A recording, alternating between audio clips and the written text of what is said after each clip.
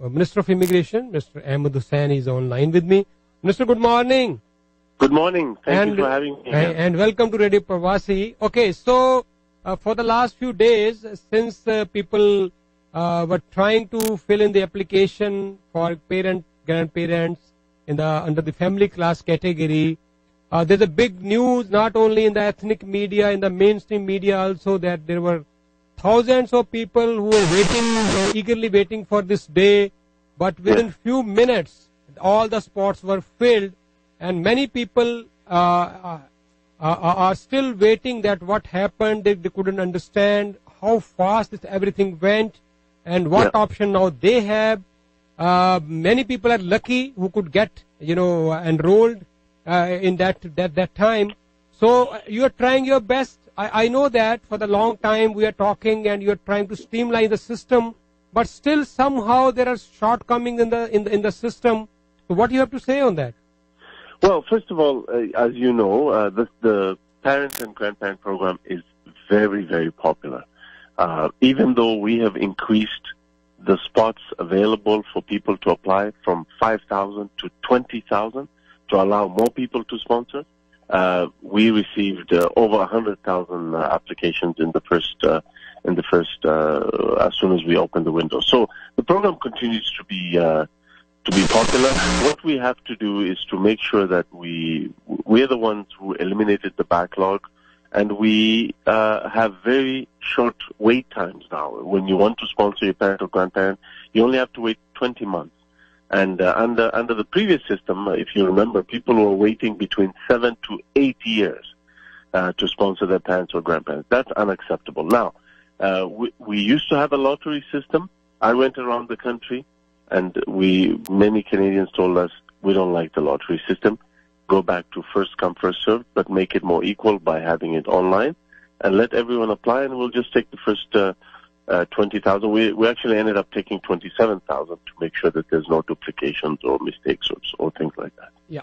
Mr. Michelle Rampel, who is the shadow cabinet minister, or we can say immigration critic from Conservative Party, she was my guest yesterday. Of course, she was criticizing this system. I was asking her, I said, what option you have, what solution you have, but she couldn't give me, she couldn't give me any direct reply. All she was alleging was that the government has put $110 million for the people who are entering illegally in the country. She said, why are they wasting money on that instead of streamlining this system? Well, let's talk about their record. First of all, I don't know if you remember, they stopped for 2 years. They stopped this program. So for 2 years, Canadians and permanent residents could not sponsor their parents and grandparents under the Harper Conservatives. Secondly, they had a backlog of 167,000 people stuck in the backlog for parents and grandparents. And third, under their system, even if you were lucky to get one of the 5,000 spots, which was very small, 5,000 for the whole year, you had to wait 7 to 8 years to finish your application to bring your mother or father or grandmother or grandfather to Canada. So, they had a really terrible record. And I remember you asked her 3 times, what would you do differently? Give us your plan. They didn't have anything. So the Harper Conservatives don't have a plan. The Scheer Conservatives don't have a plan. They don't have a plan for the economy. They don't have a plan for climate change. And they don't have a plan for immigration. We've been talking, myself and previously Minister McCallum and myself, we have crisscrossed the country 4 times, talking to Canadians in small communities, in large cities about immigration. And a lot of the ideas that we got, including getting rid of the lottery, came from Canadians. We listened to them. And but the Conservatives haven't been talking to Canadians, and they finally came around to talking to Canadians about immigration last fall. But we've been doing that for the last 3 years, and the year before that, even before we got into office. So they don't have a plan. Their parent and grandparent process was really, really bad for family reunification. And, they haven't changed, because in their recent comments, Andrew Scheer's Conservatives have said that parents are a burden on the Canadian system. They've been quoted as saying that. So it's very interesting to see that now they care about family reunification, but they didn't care about family. I asked her even that, are they, if they make government, next government, are they going to increase the spots, number of applications? And she didn't commit that too. There you go. So there's your answer. So no plan. They don't have a plan on how they would do things differently, and they will never commit. In fact, their comment is that they would cut the immigration numbers available for parents and refugees down from our levels. So right now our levels are 60 and 40. 60% economic, 40% a combination of family reunification, like spousal and parents and grandparents, and some reserved for refugees. Under their system, they've already articulated that it's going to be 70-30. So 70 economic, 30 will be split between family class and economic, family class and refugees, which would result in a lower number for parents and grandparents. And that's why they were not able to give you any response, because they know that their plan would mean cuts to the numbers that exist today. Minister, I agree that you are under pressure, your ministry is under pressure to accommodate more and more people. But what going through all this whole process, experience, what option or what ideas you have in mind? Because more than 150,000 people are waiting. They are qualified, they are eligible, they are paying the taxes, and all they have hope that one day they will fill in the application and they might get the chance. When in few minutes time, it's all gone. So somewhere they're in shock. I understand that frustration. Let's not forget, people have missed the big story in this process. We had 120,000 applicants filling those forms, and the system works. There was no crash. There was no the volume. Even though the volume was high, we were able to quickly pick 27,000 of the first applicants. So that shows you that the system worked. We continue to listen to Canadians. We increased the space for parents and grandparents 4 times, from 5,000 to 20,000. People told us that the old system where, people were paid money to pay agents to stand in line at the immigration office, they said that was unfair. So we introduced the lottery system to bring more fairness into the system. But then last year we heard that people didn't like the lottery system. So now we're back to first come, first served with the online system. Also people have access to the super visa. They can bring their parents or grandparents under the super visa system for periods of up to 2 years at a time. So they have, there's options, and they can try again next year. But we'll continue to listen to Canadians. If people have ideas on how we can further improve the system, I'm always willing to listen. And if you have ideas, or your listeners, they can always send those ideas to us. And we always listen to Canadians. And in fact, a lot of our immigration changes are based on what we heard from Canadians. Minister, many people, those who are not computer savvy, who are not internet savvy, or old people, and they are not very well versed with the computer or internet, they couldn't get the chance. I mean, their complaint is that those people who are well prepared, they did it, they could do it. But what about those people? So, any consideration to make it little more easier way? We are hearing from people on ways to further improve the system. We've come very far. The system was really unfair before under the Conservatives. We've come far, and we'll continue to listen to take those feedback. For example, one of the feedback is that if you get rejected, there should be an automatic link to help you with the super visa to show you how to apply for the super visa. So there's some ideas that we're getting back immediately after this round. And as I said, we're going to take all those ideas very seriously.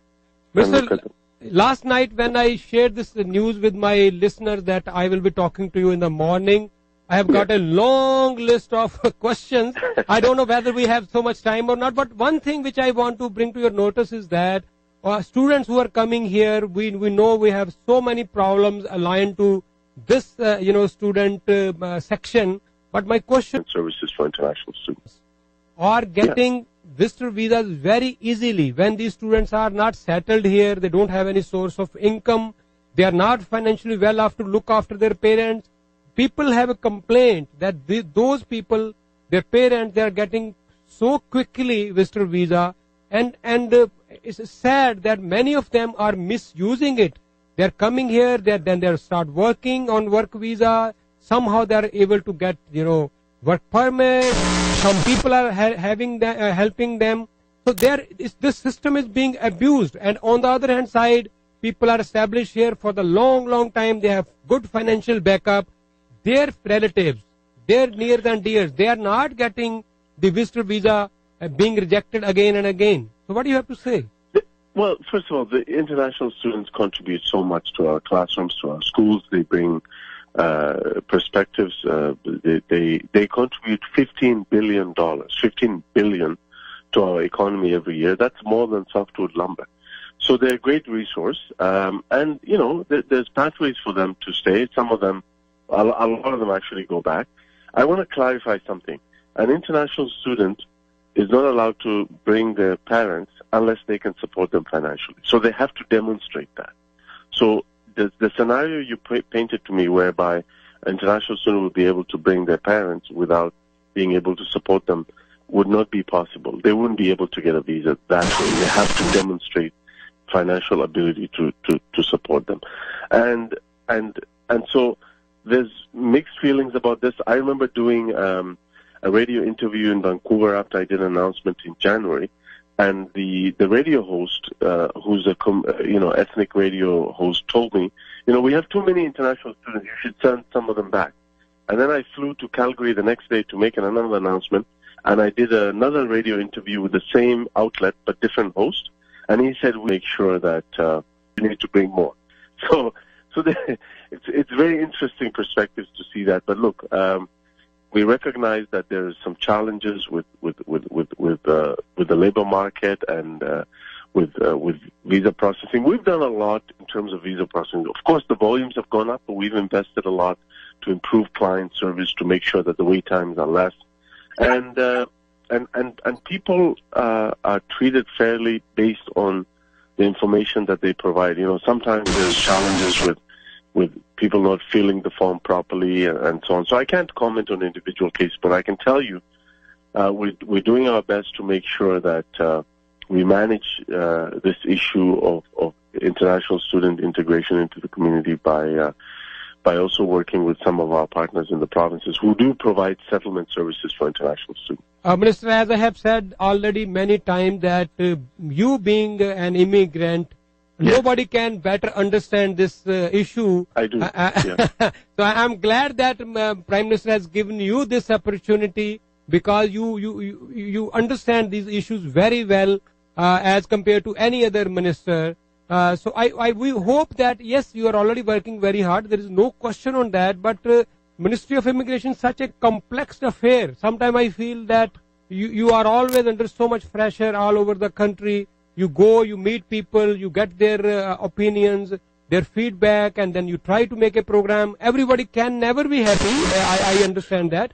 But I just gave you an example of two radio hosts in two different cities one day after the next, and they both had two opposite opinions on international students. One of them said we have too many. The other one said you're not bringing enough. So, amazing. We are having last session of Parliament now before the election. So yes. I'm sure you have still a lot of time to improve so much in this system. So at the end, you would like to add anything which is going to be more important in coming days for us? Yes, we will be, of course, moving. We have to complete a number of things that we started. We've achieved a lot as a government to make sure that more and more families are reunited. Remember, we're the government that brought down the spousal sponsorship wait times from 3 years or more to 12 months or less. We eliminated 75,000 people away from the backlog in the spousal system. So now more families are reunited. If you look at parents and grandparents, the same thing. If you look at the express entry system, we've made it better. We've made it cleaner. More people are coming with skills. They're creating jobs. Our economic growth, you've seen 800,000 jobs since we got into office. The best performing economy in the G7 countries. So Canada is doing well, and Canadians are feeling more confident about the economy. We have to continue. There are some changes we will continue to make to improve client service. For example, I'll give you one early hint on where we're going. one of the aims that we have to make is, for example, when you apply for an immigration application, you should be able to track it the way you can track your package on Amazon. Yeah? Yeah. Yeah. You would like that, wouldn't you? Of course. So I think we have to do better for our clients and for serving them, and that's one of the ways we have to improve the system and to make sure that the machinery can give you that kind of personalized service. Okay, Minister, most of people who have got positive answer while applying for parent-grandparents applications, I think what's the next process now for them? I would urge them to apply for a super visa and use that system, which allows them to bring their parent or grandparent for up to 2 years at a time, and then also, in addition to that, also try to apply next year, even if their parents are in Canada at that time. Okay, Minister, thank you so much. Thank you so much. I understand it's a very big challenge for you to appease everybody, to keep everybody happy. But again, as you are working hard for the long time on various issues like spousal sponsorship, as you said, the time has been decreased a lot.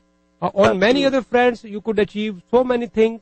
But I'm sure that you will be working hard to streamline this grandparent-parent application process also.